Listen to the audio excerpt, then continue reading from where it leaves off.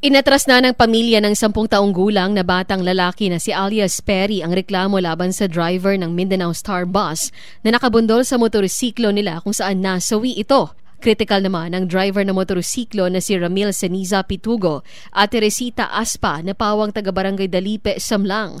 Ayon kay Kidapawan PNP Chief Police Lieutenant Colonel Dominador Palgan Jr., nagkasundo na ang dalawang panig sa amicable settlement at nangako na lamang ang driver ng bus na si alias Zach at kumpanya ng bus na tulungan ang pamilya ng mga biktima, partikular sa pagpapalibing kay Perry at pagpapagamot sa mga kasamahan. Nakalaya na si alias Zach. Siya ay maharap sana sa kasong reckless imprudence resulting to homicide at 2 counts of physical injury. Cherry May Exim Tapia, NDBC Bida Balita.